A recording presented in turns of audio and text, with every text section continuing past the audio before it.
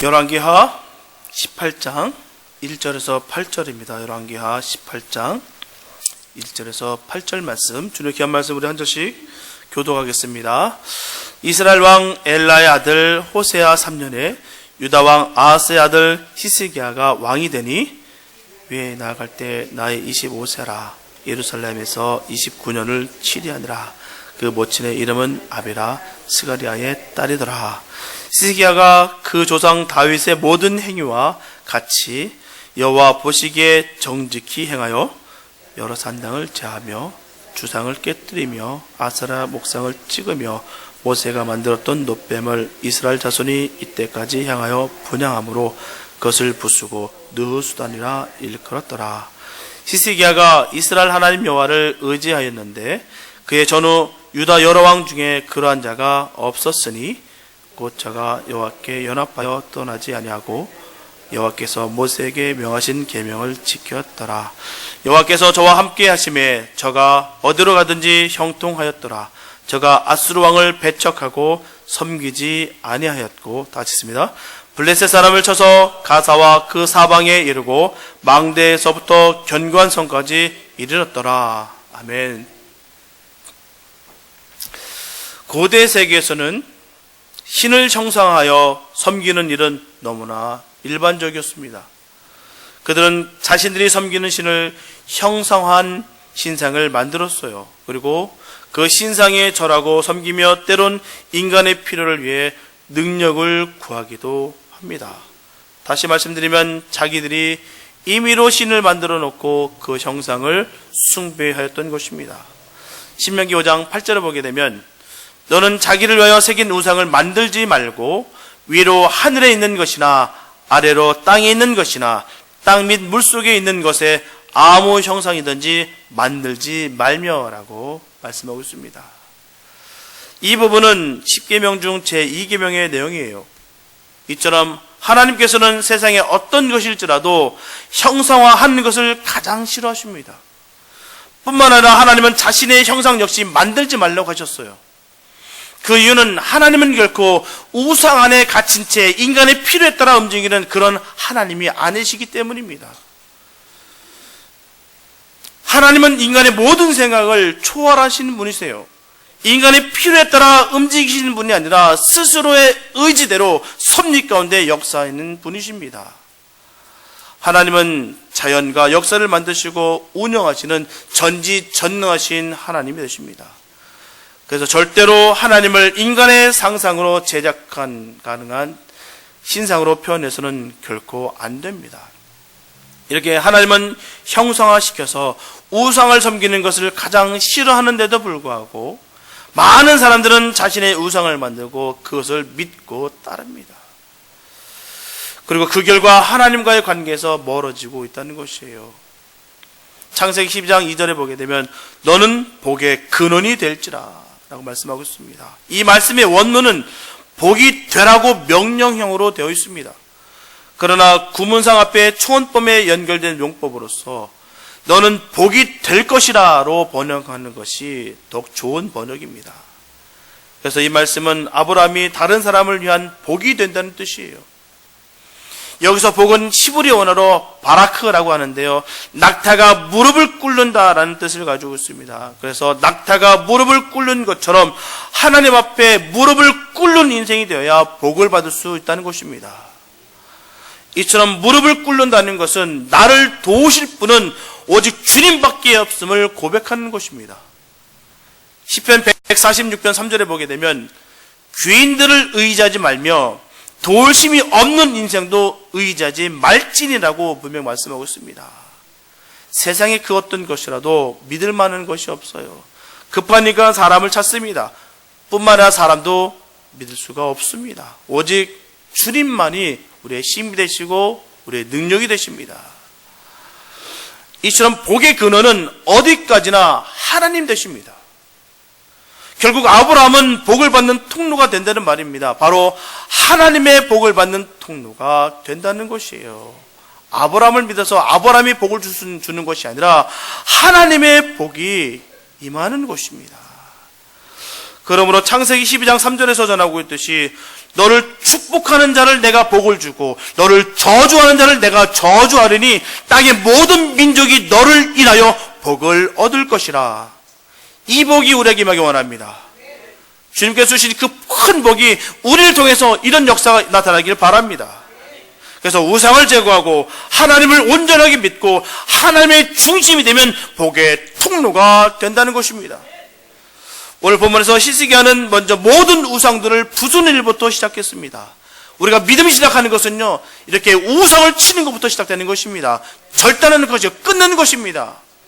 그는 산당을 없앴고요, 주상을 깨뜨렸을 뿐만 아니라 아세라 목상을 끊어버리고 찍었습니다. 또한 모세가 만든 놋뱀의 형상을 본뜬 우상을 부수고 그것을 놋조각이라고 부르는 그 의미에서 느수단이라 불렀습니다. 이러한 우상 파괴로 그는 전 국가적인 계획을 단행했던 것입니다. 이제 이러한 히스기야의 계획을 살펴보면서 우상 숭배의 허구성과 그것의 파괴로 인해 일어나는 신앙의 새로운 부흥에 대해 생각하며 함께 은혜를 나누겠습니다. 첫째, 하나님 외에 믿을 만한 것을 제거해야 복을 받습니다. 인간은 누구나 복 받기를 원합니다. 다 복을 받기 원해요. 근데 더 중요한 것은요, 하나님도 역시 우리에게 복 주시기를 원하십니다. 그게 중요한 것이에요. 하나님께서 우리에게 힘들게 하시고 복을 주시지 않으려고 하시는 것이 아니라 우리에게 복 주시기를 원하신다는 사실입니다. 우리가 원하는 것만큼 하나님은 주시기를 더 원하신다는 것이에요. 그런데 그 복을 얻고 누리기 위해서는 반드시 해야 될 일이 있다는 것입니다. 그것은 바로 누구든지 하나님을 믿는 것입니다. 하나님을 믿었을 때 이런 복이 임하는 것이에요. 먼저 하나님을 믿어야 하나님이 주신 복을 누릴 수가 있습니다. 이미 하나님께서는 모든 백성들에게 주신 복이 있습니다. 안 주신 게 아니에요. 미리 주셨습니다. 하지만 그 복을 받지 못하고 있다는 것입니다. 그래서 복을 받지 못해서 못 받는 것이 아니라 복을 받았는데도 불구하고 복받을 삶을 살지 못했기 때문에 누리지를 못하는 것입니다. 그게 중요한 것이에요. 복받는 삶이 있는 것이 있다는 것입니다. 그러므로 저와 여러분들은 주신 복을 우리가 누려야 됩니다. 우리에게 주신 복을 누리기 위해서는 우리가 주님을 믿어야 되는 것이에요. 하지만 문제는 많은 사람들이 믿음이 생기기 전에 환경과 형편에 묶인다는 것입니다. 분명한 것은 복이라는 것은 하나님께로부터 오는 것이에요. 다른 곳에서 오는 것이 아니라 하나님께로 오는 겁니다. 결코 환경과 형편에서 오는 것이 아니에요. 오직 주님으로부터 오는 것입니다. 그런데도 불구하고 눈에 보이는 것에 열광하고 시선을 그쪽으로 돌리는 것이 우리입니다. 내가 하나님을 믿기보다는 내 주변을 믿게 되고 내가 가지고 있는 것을 믿게 되고 내 주변에 있는 사람을 믿는 것이 우리 모습이라는 것입니다. 그렇기 때문에 우리가 반드시 기억해야 되는 것은 복은 하나님께로부터 오는 것이고 주님을 믿음으로 오는 것이라는 사실입니다. 결코 잊어서는 안 됩니다. 하나님께로 오는 것입니다. 우리가 믿음으로 오는 것이에요. 마태복음 8장 13절에 보게 되면 예수님께서 하인의 병 낫기를 바라던 백부장의 믿음을 모시고 말씀하시기를 내 믿은 대로 될지어다라고 하셨습니다. 이게 중요한 것이에요. 믿은 대로 된다고 하셨습니다. 우리가 그런 믿음이 있어야 될 줄 믿습니다.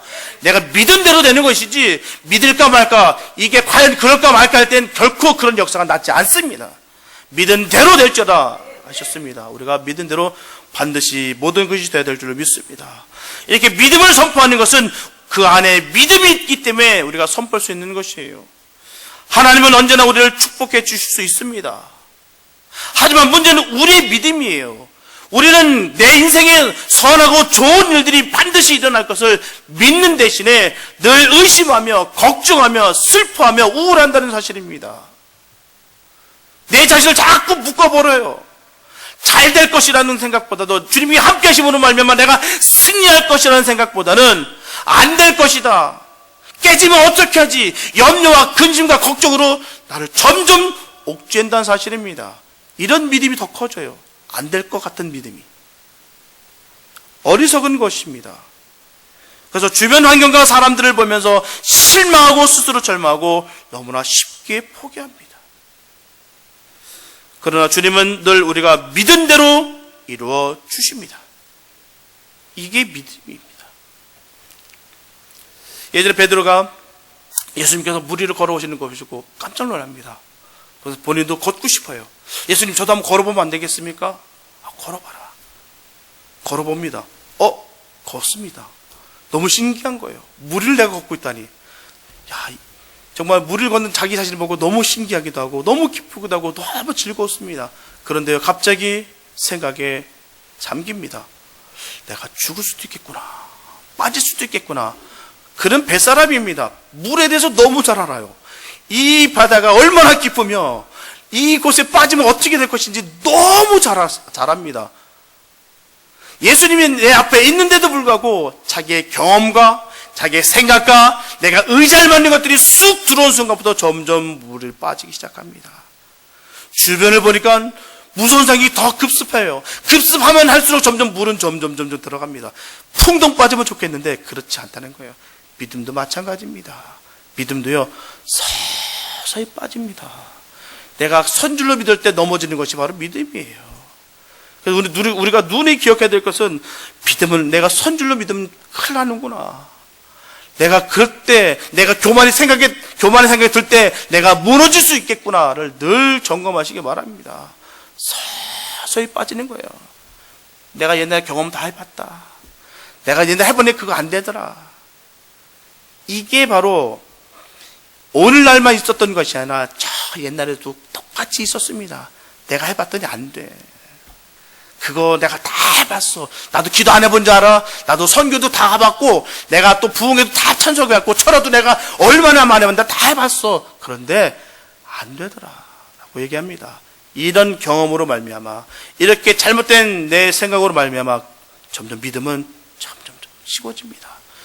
믿음 식어진 분들과 한번 대화를 한번 나눠보십시오. 똑같은 답변입니다. 신기하고도 놀라워요. 그런 믿음은 얼마나 강한지 모릅니다. 믿음을 놓쳐버렸기 때문에 베드로가 점점 빠진 것이에요. 예수님을 바라보고 그 말씀을 믿었기 때문에 그가 걸어간 것입니다. 그가 특별한 존재였기에 걸어갔던 것도 아니라 예수님을 바라보고 그 말씀을 믿었기 때문에 걸어간 것이에요. 베드로가 물 위로 걸어간 것은 오로지 믿음 하나 때문에 걸어갔습니다. 주님만 바라봤어요. 그렇기 때문에 기적이 일어난 것입니다.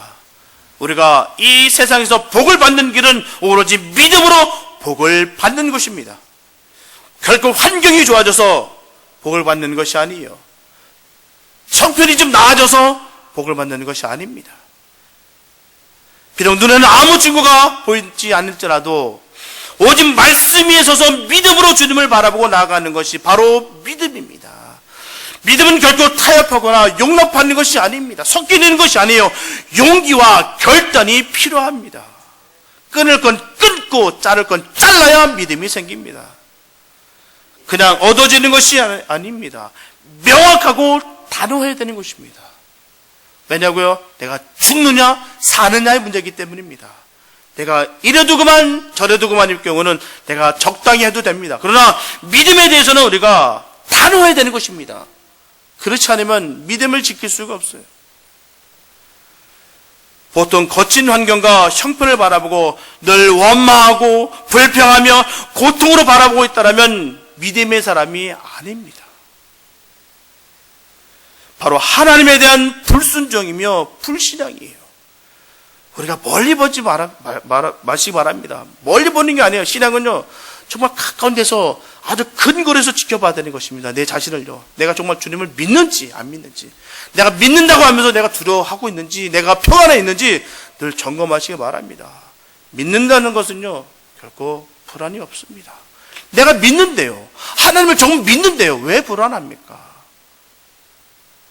우리가 불신하는 거, 나 하나님 안 믿어, 거기서부터 시작되는 것이 아니에요. 하나님을 못 믿는 것부터 시작되는 것입니다. 두려워하는 것부터 시작되는 것이에요. 거기서부터 천천히 믿음은 떨어지는 겁니다.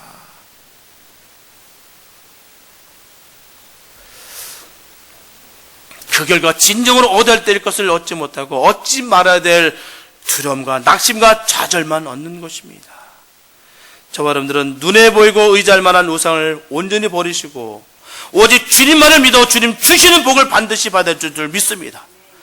그래서 하나님의 뜻을 바로 알고 주의 일에 감사함으로 겸손하게 충성하여 하나님께서 주시는 복을 마음껏 누리시는 저와 여러분 되시기를 예수님의 이름으로 축복합니다.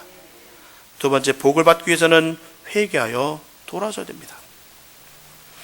본문 5절에 보게 되면 히스기야가 이스라엘 하나님 여호와를 의지하였는데 그의 전후 유다 여러 왕 중에 그러한 자가 없었으니 라고 말씀하고 있어요.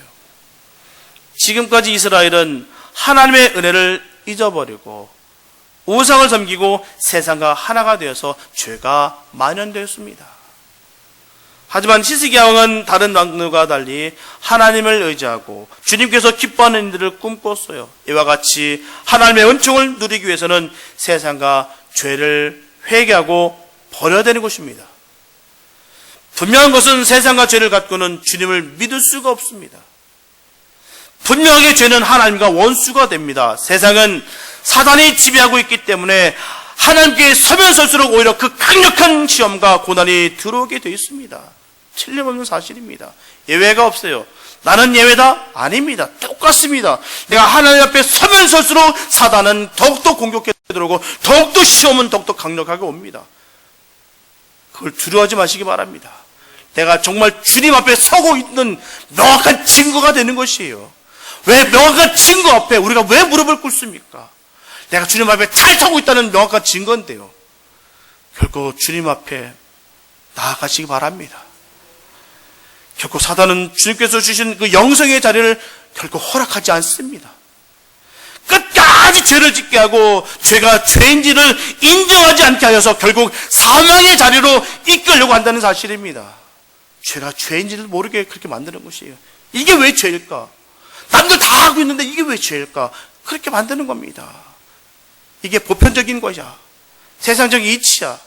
이렇게 세계관을 바꿔버려서 이게 맞는 것처럼, 그게 당연한 것처럼, 죄를 져도 괜찮은 것처럼 만드는 것이 바로 사단의 계획입니다. 제가 이런 사람도 봤어요. 한 가정을 박살내놨거든요. 돈을 빌려서. 집이 2채가 날아가 버렸습니다. 그 돈을 그 사람한테 빼기 위해서는요, 정말 그 전에 얼마나 잘해준지 모릅니다. 좋은 거 먹이고, 좋은 거 입히고, 좋은 거 구경시켜주고, 잘 대접합니다. 그러고 나서 돈을 확 빌렸어요.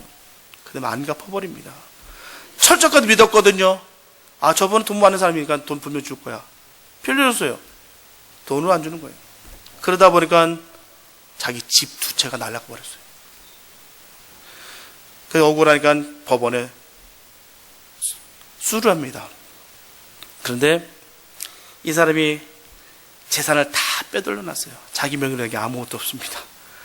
분명히 승소를 했는데 건질 게 아무것도 없어요. 근데 더 잔인한 것은요, 그 사람이 터벅터벅 오더니 악수하면서 활짝 웃으면서 수고하셨습니다 이렇게 하더랍니다. 이렇게 잔인한 사람도 있습니다. 돈 거래하지 마십시오. 죄가 죄인지를 몰라요. 자기가 한 집안을 박살냈는데도 불구하고 죄가 죄인지도 모릅니다. 그 후에 행보를 보니까 매일 여행 다니고 매일 놀러 다니더라고요. 비행기를 탔는데 퍼스트 클래스를 타고 다니더라고요. 그렇게 여러 가정을 박살내놓고서 그렇게 다닐 수가 있다는 것입니다. 근데 더 비참한 것은요, 더 마음 아픈 거는 작은 교회 가가지고 장로가 됐어요. 너무 안타깝더라고요. 그게 어떻게 장로를 믿며, 그게 어떻게 하나님을 믿는 사람이 믿겠습니까? 그 사람으로 인해서 시험 들고 떨어질 사람 생각하니 너무 마음이 아픕니다. 우리 주님이 얼마나 마음 아프겠어요. 가짜가 진짜일 척하고 죄가 죄인지도 모르고 그렇게 살아가는 모습을 통해서 믿는 사람들의 모습을, 성실하게 사는 그 모습을 희석시켜버리고 예수님의 사랑을 가치없이 만들어버리는 그 모습들, 얼마나 많은지 모릅니다. 저와 여러분도 역시 반드시 회개의 역사가 있어야 됩니다.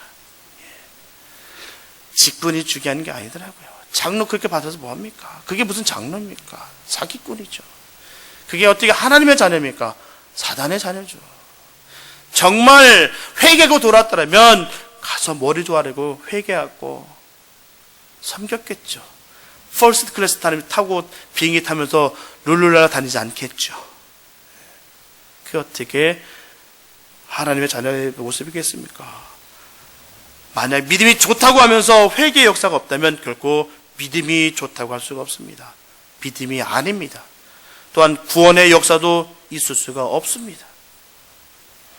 사도행전 2장 36절에 보게 되면 그런즉 이스라엘 온 집이 정령 알지니 너희가 십자가에 못 박은 이 예수를 하나님이 주와 그리스도가 되게 하셨느니라 하니라 라고 말씀하고 있어요. 이 말씀은 베드로 사도의 오순절 설교 끝부분입니다. 예수님께서 부활승천하신 뒤에 성령으로 충만한 이 베드로 사도는 유대인들 앞에서 설교를 합니다. 그때 설교를 듣고 마음에 찔림을 받은 유대인들은 우리가 어찌할꼬라고 가슴을 찢으면서 사도들에게 묻습니다. 어찌할꼬 하면서 울며불며. 그러자 베드로 사도는 38절에서 이렇게 대답합니다. 너희가 회개하여 각각 예수 그리스도의 이름으로 세례를 받고 죄 사함을 얻으라. 그리하면 성령을 선물로 받으리니. 이날 회개하고 세례를 받은 사람이 무려 3,000명이 넘었다라고 말하고 있습니다. 요한복음 16장 8절에 보게 되면 예수님께서도 십자가를 지시기 전에 전하시기를 죄에 대하여, 의에 대하여, 심판에 대하여 세상을 책망하시리라 라고 하셨습니다. 이렇게 죄에 대하여 책망하는 일을 하실 성령에 대해서 미리 말씀하시는 것이에요. 이처럼 예수님께서 말씀하신 대로 성령은 죄를 회개하도록 하시면서 동시에 회개한 사람 속에 임재하십니다. 이게 바로 성령 받은 사람의 모습이에요. 그냥 내가 은혜 한번 받았다, 그걸 끝이는 것이 아니라 그 성령님이 내 안에 거하시는 것이 바로 믿음의 사람입니다. 회개 역사로 성령에게 임재가 없다면 결국 무늬만 성도일 뿐 하나님의 자녀된 복을 결코 누리는 사람이 아닙니다. 회개 이전의 모든 사람들은 구원자 되시는 그 예수님을 불신하고 부인하고 거부한 죄가 다 있습니다. 안 그렇습니까? 저도 그랬는데요. 저도 종갓집에 있으면서 집에 1년에 제사만 50번이 넘습니다. 매달 있어요. 맨날 12시만 되면은 다 친척들 와가지고 맨날 그 지방 태우고 음복하고 순서에 맞따라 절하고 다 했어요. 믿기 전에 말입니다. 믿고 난 후는 그게 죄인 줄은 제가 알았습니다. 그게 사단의 얘기인지 알았다는 것입니다. 우리는 그렇게 살았습니다. 그리고 하나님을 마음에 모시기를 싫어하셔서 자신이 주인된 삶을 그렇게 살았습니다. 내가 주인입니다. 내가 주인이에요. 내가 좋아하는 것, 내가 하고 싶은 것, 내가 먹고 싶은 것, 내가 하고 싶은 거 다 하는 것이 내가 주인된 삶을 사는 것이에요. 왜요? 내가 주인이니까. 하나님이 싫어하는 것이 아니라 내가 싫어하는 것 안 하고 내가 좋아하는 거 하는 것, 그게 내가 주인된 삶을 사는 것입니다. 그게 옳든 그르든 상관없습니다. 옳고 그름의 그 기준은 나에게 있다는 것입니다. 그게 내가 주인된 삶을 살아가는 것입니다. 하나님의 지배된 삶이 아니라 내가 주인된 삶을 살아가는 것이에요. 반면에 회개하고 주님을 믿음으로 시인하는 성도의 삶이라는 것은 평강의 왕이신 하나님의 통치를 받는 삶입니다. 하나님께서 나의 주인 되시고 나의 아버지 되시고 나의 모든 것이 되시는 것이 바로 하나님 아버지의 통치를 받는 삶입니다. 그게 바로 성도의 삶이에요. 인간의 구원은 거룩하신 하나님의 지배를 받는 것입니다. 그래서 하나님의 형상을 따라 사는 삶이 영생인 것이에요. 오늘날 세상 사람들은 하나님과 예수님을 생각지 않습니다. 그래서 하나님과 예수님이 들어올 자리가 없어요. 세상은 하나님을 멀리 떠나 등을 돌렸습니다. 그러므로 우리가 하나님의 은총과 축복을 누리려면 세상과 죄를 버려야 되는 것입니다. 우리는 세상과 죄 속에 살았는데 하나님이 우리를 불러내셔서 하나님의 나라를 옮겨주셨기 때문에 이제는 그 나라와 그 의를 먼저 구하며 살아야 되는 것입니다. 구원을 받았는데요, 영원히 멸망받을 수밖에 없는 우리였는데요, 우리를 생명을 옮겨주셨는데요, 그럼 어떻게 살아야 되겠습니까? 주님이 기뻐하는 삶을 살아야 되는 것입니다. 우리가 반드시 기억해야 되는 것은 교회를 아무리 열심히 다녀도 주님의 지배를 받는 삶을 살지 아니하고 이기적으로 다른 목적을 갖고 산다면 과거의 유대인들과 같은 죄를 그대로 짓고 있는 것입니다. 이스라엘 백성들은요, 자기들의 선민이라 여겼습니다. 그렇기 때문에 우리는 반드시 천국 간다. 왜? 하나님의 선민 자녀이기 때문에, 하나님의 백성이기 때문에 우리는 반드시 간다. 목이 빳빳이 굳었다 할지라도 우리는 반드시 간다. 왜? 선민이기 때문에. 이런 죄가 우리에게도 있을 수가 있다는 것입니다.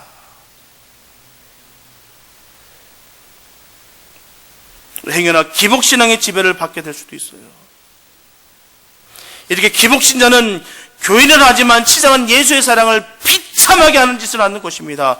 다시 주님을 못 박는 것이에요.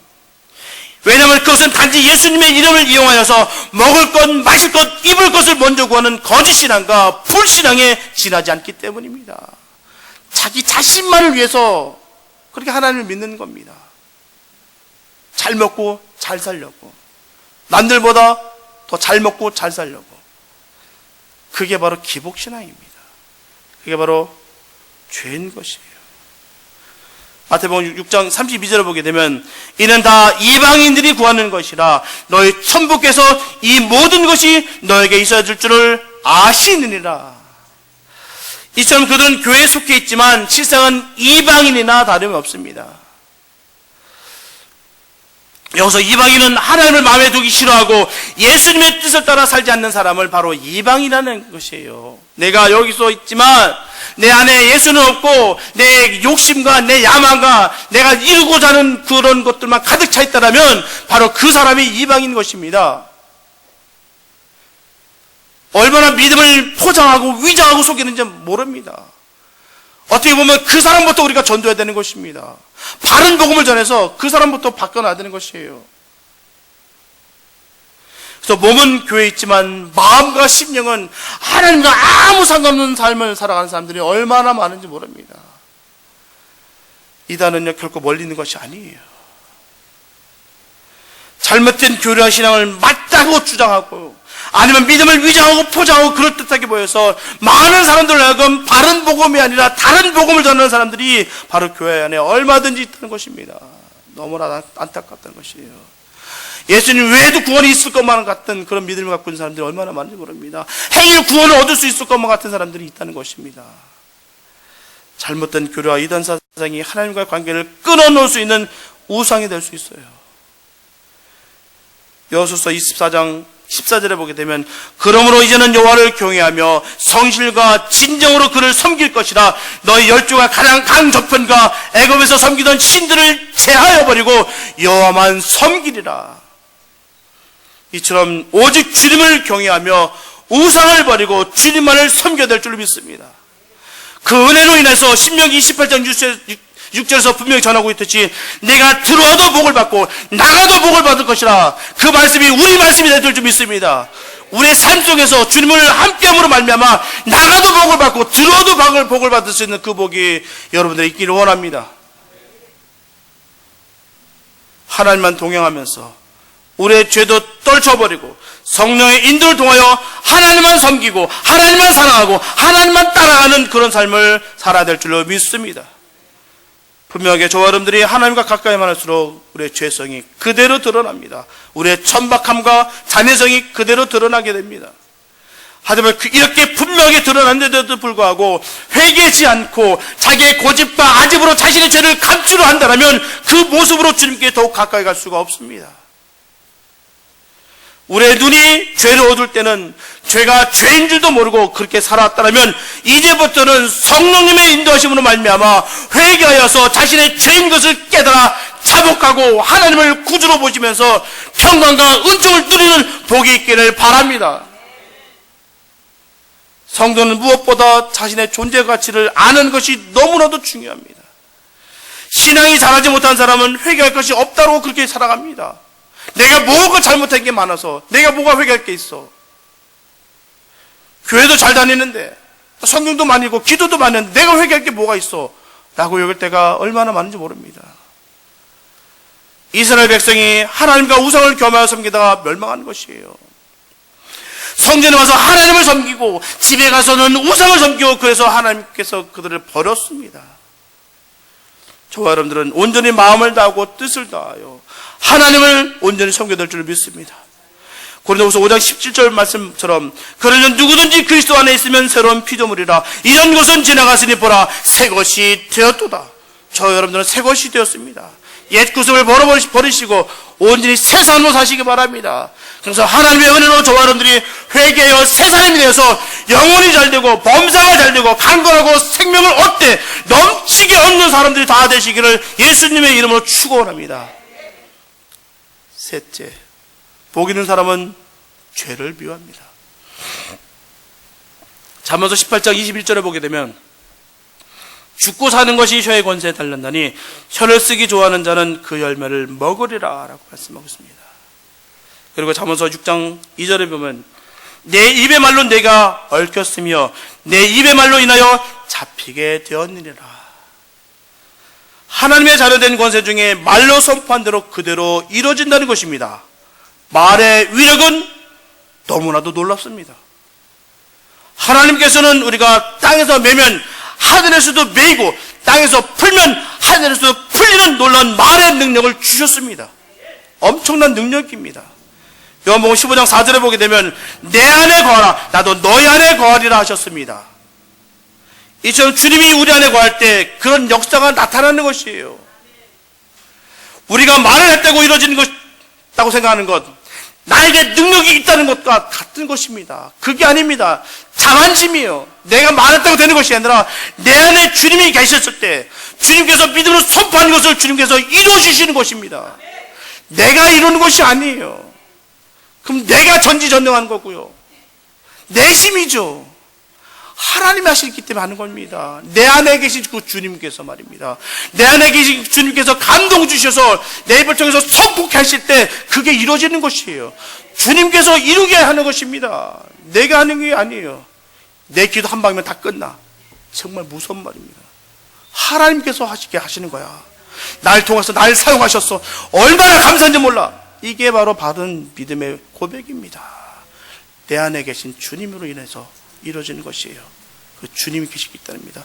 네가 너 안에 있고 내가 너 안에 간다. 얼마나 감사한 말씀인지 모르겠습니다. 그래서 이게 자녀된 권세인 거예요. 그렇다면 우리가 하나님의 자녀된 권세가 나타나고 있다는 것을 어떻게 증명할 수가 있겠습니까?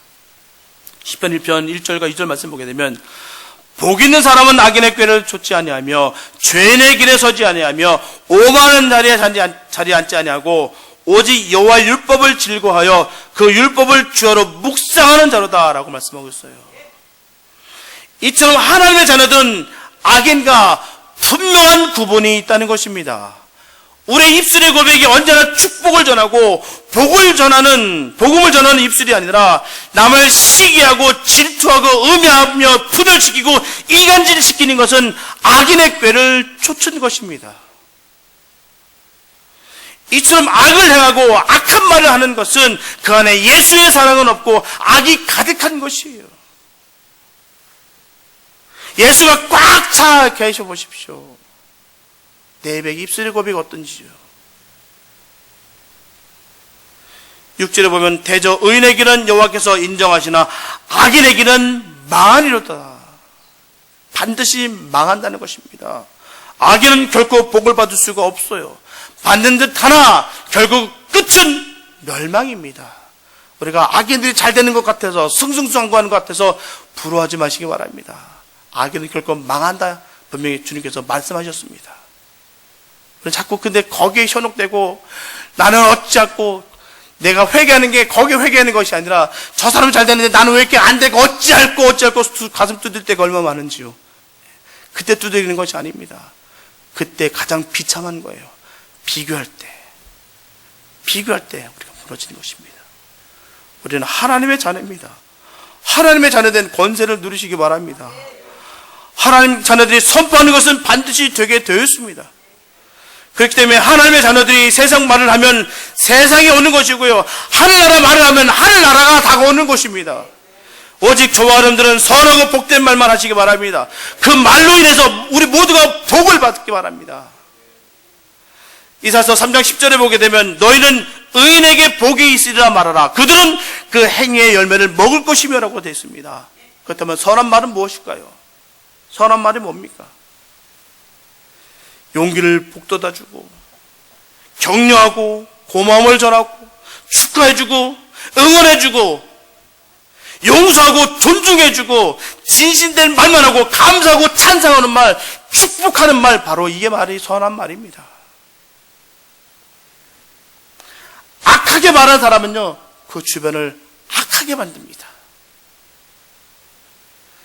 매일 누굴 저주하고 시기하고 질투하고 미워하고 분쟁케 만들고 이간하는 것, 이게 어떻게 선한 말입니까?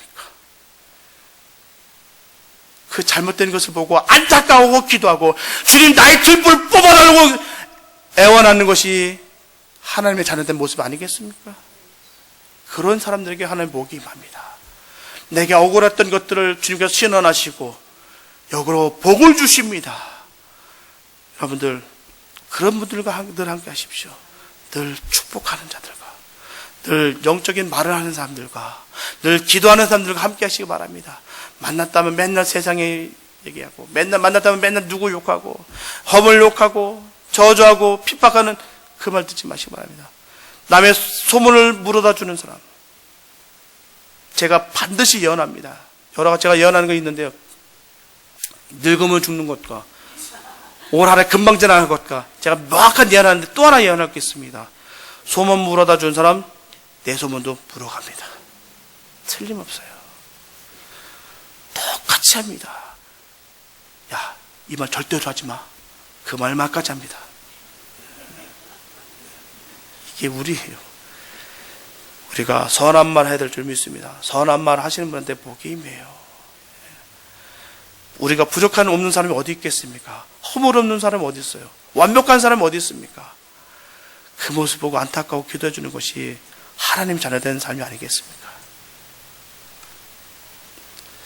에베소서 4장 29절 말씀 보게 되면 무릇 더러운 말은 너의 입 밖에도 내지 말고 오직 덕을 세우는데 소용되는 대로 선한 말을 하여 듣는 자들에게 은혜를 끼치게 하라. 믿으시면 아멘. 이런 삶을 살아야 될 줄 믿습니다. 더러운 것은요, 더러운 말은 입 밖에도 내지 말랍니다. 그리고 오직 덕을 세우는데 우리가 사용되게 되고요, 선한 말을 하여서 듣는 자들에게 은혜를 끼치라는 것입니다. 이게 주님이 원하시는 삶의 모습이에요. 그런 자들에게 주님께서 복 주신다는 것입니다. 그런 자들이 하나님과 함께하는 삶인 것이에요. 늘 전하기를 주님과 함께하면 우리는 할 수 있다. 주님과 함께하면 우리는 된다. 라고 전할 때 반드시 됩니다. 전제가 반드시 있어요. 주님과 함께하면. 주님과 함께하면 우리는 됩니다. 근데 내 안에 주님을 얻고 복만 가득한데 무슨 역사가 나타나겠습니까? 내 안에 주님과 함께하면 말입니다. 말하는 진실과 사랑이 참 중요해요. 진실을 담은 격려와 축복의 말을 늘 해야 될 줄 믿습니다. 사랑이 담긴 충고는요, 반드시 사랑이 담겨 있을 때 하는 거예요. 사랑이 없는 그 상태에서 말하면요, 그게 바로 폭력입니다. 충고도 아니에요. 폭력인 거예요. 영혼을 다치게 합니다. 우리들 선한 말 해야 될 줄 믿습니다. 거친 말은요, 반드시 부마랑돼서 다시 따라옵니다. 돌아올 때는요, 그냥 돌아오는 것이 아니에요. 더 아프고 잔인하게 해서 돌아옵니다. 선한 말 하시기 바랍니다. 저분들은 언제나 선한 말 함으로 말미암아 돌아오는 말로 인하여 하나님의 은혜와 축복을 받는 역사가 이루어지시기를 예수님의 이름으로 축복합니다. 사랑하는 여러분, 하나님은 우리가 복을 받고 행복하게 살기 원하십니다. 우리 주님께 원하시는 거 거기에요. 정말 잘 살아라, 복을 받아라, 행복하라. 이게 주님의 마음입니다. 그래서 전하십니다. 내가 너를 복주고 복주며 번성하고 번성하게 하리라. 이게 하나님의 뜻입니다. 우리가 복주고 또 복주를 원하신다는 것이에요. 번성하고 또 번성하게 원하시는 게 우리 주님의 원하시는 뜻입니다. 근데 우리는 이 뜻을 모르고요, 내 마음대로 내 생각대로 그렇게 살아간다는 것입니다. 하나님은 우리에게 복 주시기 원하세요. 그럼 복을 받는 삶을 살아야 되는 것입니다. 예수님의 피로 죄사함을 받고 구원받은 하나님의 자녀 모두에게 이런 복을 우리에게 주님께서 주신다는 것입니다. 분명하게 우리에게 큰 복을 주시려고 예수님께서 이 땅에 오셔서 십자가에 달려 돌아가시고 부활 승천하시고 지금은 그 하늘에서 영원한 대제사장으로서 우리가 복을 받게 되기를 지금도 도우신다는 것입니다. 우리는 무엇을 하든지 어디를 가든지 복을 받는 사람으로서 축복의 도구가 되어야 될 줄로 믿습니다. 오늘날 우리들의 주위 환경이 아무리 힘이 든다 할지라도 급격한 상황에 닥쳤다 할지라도 우리가 먼저 하나님께 복을 받으면 이 모든 어려운 환경도 다 변하게 되어 있습니다. 우리는 복을 반드시 받아야 됩니다. 우리 복을 받든 안 받든 그것이 아니라 반드시 주님께 주신 그 복을 받아야 될 줄로 믿습니다. 그러므로 주의 환경을 원망하지 말고 또한 낭망하지 말고 오직 예수님께서 소망을 갖고 복을 받는 사람처럼, 그래서 그 복이 나의 환경뿐만 아니라 주변에까지 미치는 복을 받는, 복을 전하는 그런 저와 여러분 되시기를 소원합니다. 이미 복을 받은 사람으로서 믿음으로 살아서 베푸는 자가 되어서 복음을 전하는 자가 되어서 축복의 도구로서 가정과 교회와 기업과 자사 손손에 이르기까지 하늘의 복과 땅의 복을 받는 저와 여러분 다 되시기를 예수님의 이름으로 축원합니다. 기도하겠습니다. 사랑해 감사합니다. 아버지, 우리는 이미 복을 받았습니다. 복을 받았는데도 불구하고 우리는 그 까맣게 잃어버리고 원망과 불평과 늘 슬픔에 잠길 때가 얼마나 많은지 모릅니다. 아버지, 오직 주님을 바라보면서 달려가게 하여 주시옵소서.